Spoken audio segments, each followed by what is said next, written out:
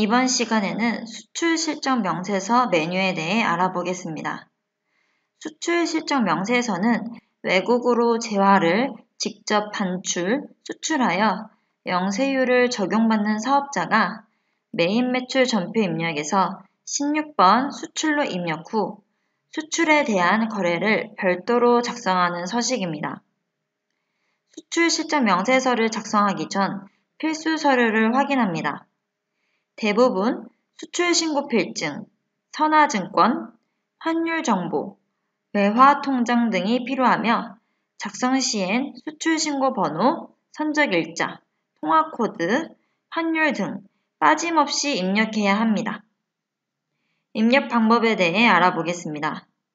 기본적으로 메인 매출 전표 입력에서 수출과 관련된 회계 자료를 입력 후 수출 시점 명세서를 작성합니다.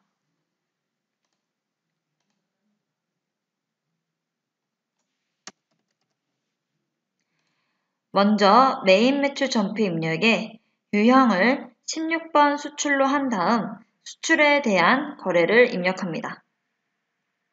금액과 공급처명까지 입력을 하게 되면 하단에 영세율 구분값이 생기면서 영세율 구분값을 입력해야 합니다. 이 영세율 구분값은 입력하기 전 미리 설정할 수 있습니다.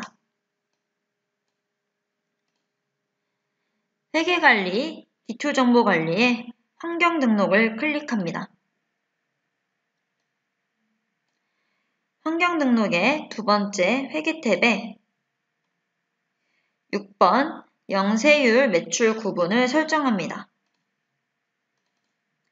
여기서 미리 설정하게 되면 수출분에 대한 거래를 더욱 쉽게 입력할 수 있으며 설정 후 입력을 하면 메인 매출 전표 입력에 12번 영세나 16번 수출로 입력했을 때 미리 설정한 구분값으로 자동 반영됩니다.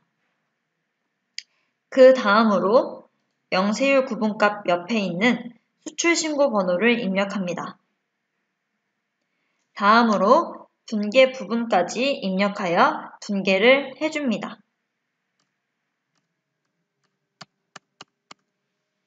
다 입력 후 수출 시점 명세서를 클릭합니다.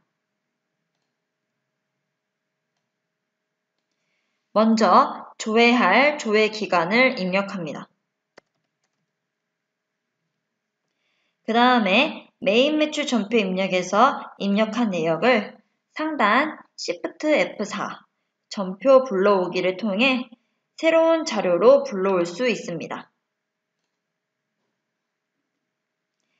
Shift F4 전표 불러오기를 클릭하면 메인 매출 전표 입력 메뉴와 수출 시점 명세서 메뉴를 비교하여 메인 매출 전표 입력과 수출 시점 명세서 두 메뉴에 둘 다 있는 전표는 여기 가운데에 이꼬르는 표시가 되면서 체크가 해제가 됩니다. 메인 매출 전표 입력에서 불러올 전표를 체크 후 하단 확인을 클릭하면 수출 실적 명세서에 반영된 것을 볼 수 있으며 만약 수출 신고 번호를 잘못 입력하였다고 하면 이렇게 빨간색으로 표시가 되고 또 마감을 할 때 오류가 날 수 있으니 수출 신고 번호를 잘 확인하여 입력합니다.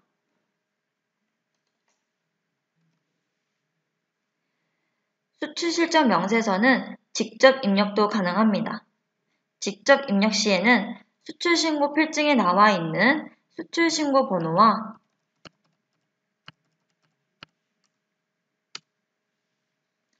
그 다음에 선적일자,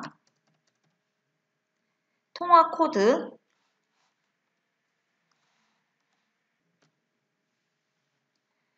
환율, 외화, 원화를 입력하며 거래처 코드는 메인 매출 전표 입력에 전송 시 필요하기 때문에 전송 시에 입력합니다. 이 수출 신고 번호는 일반적으로 수출할 때 세관에서 수출을 하겠다는 신고를 하는데 그때 세관에서 수출을 승인을 하게 되면 부여해주는 번호를 말합니다.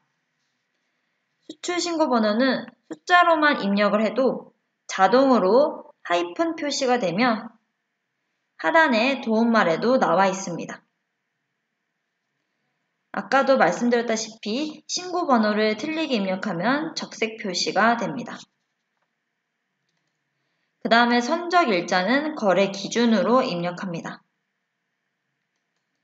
통화 코드는 FE 코드 도움을 통하거나 통화 코드에 나라 이름을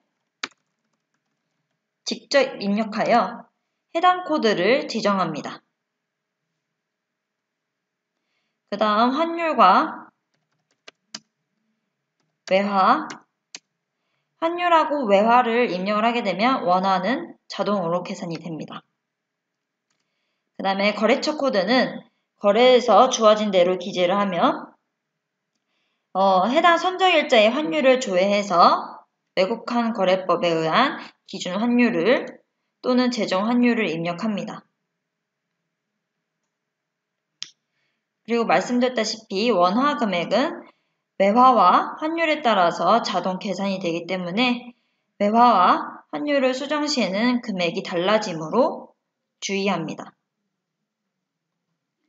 원래는 기본적으로 메인 매출 전표 입력 후 수출 시점 명세서를 작성하지만 유젠 K랩N에서는 편의 기능으로 수출 시점 명세서를 먼저 입력 후 메인 매출 전표 입력으로도 전송이 가능합니다. 아까 위와 같은 방법으로 수출 시점 명세서를 직접 작성을 하거나 이번에 새로 추가된 기능인 상단 컨트롤 F3번 수출 시점 명세서 불러오기를 통해 홈텍스 자료를 자동으로 스크래핑 해올 수 있습니다. 상단 컨트롤 F3번 수출 시점 명세서 불러오기를 클릭합니다.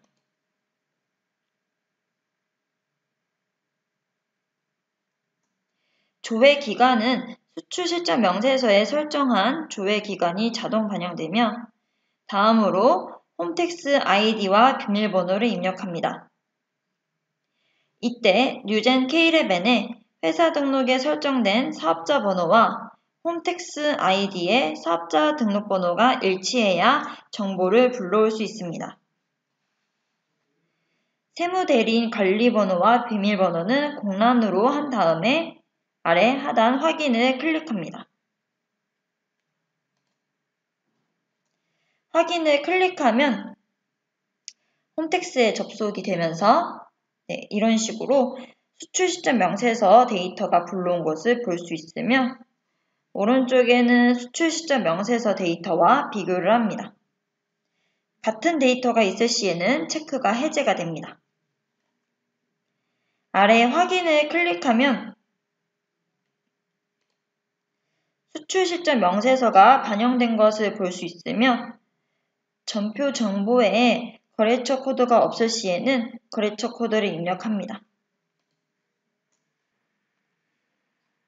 이 거래처 코드는 나중에 메인 매출 전표 입력에 전송이 되면서 거래처별로 내역을 확인을 하기 위해서 거래처 정보를 입력을 합니다.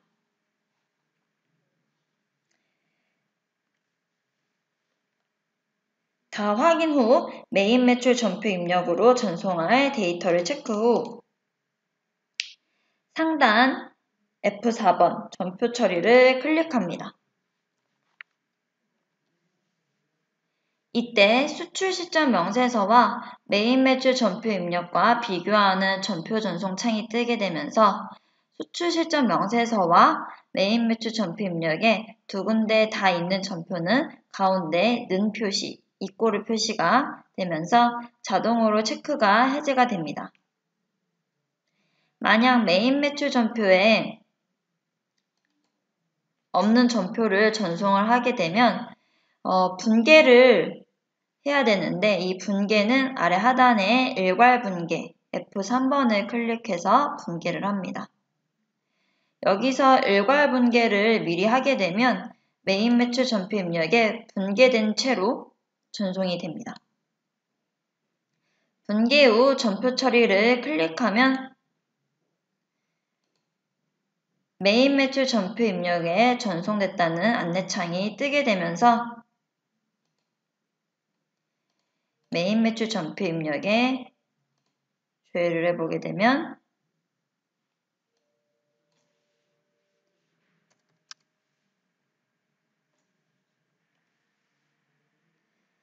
전송된 것을 확인할 수 있으며 오른쪽 상단에는 수출로 표시된 것을 확인할 수 있습니다. 수출로 표시된 것은 수출 실적 명세서에서 메인 매출 전표 입력으로 전송된 전표를 표시하는 기능입니다.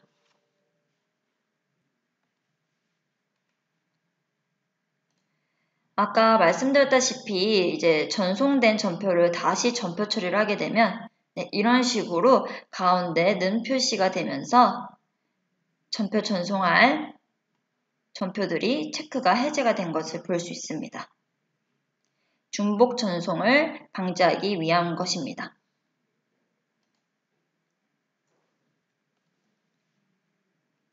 이번 시간에는 수출 실적 명세서 기본 구성과 이번에 새로 업데이트된 기능 중 하나인 수출 실적 명세서 홈택스 스크래핑 기능에 대해서 알아보았습니다.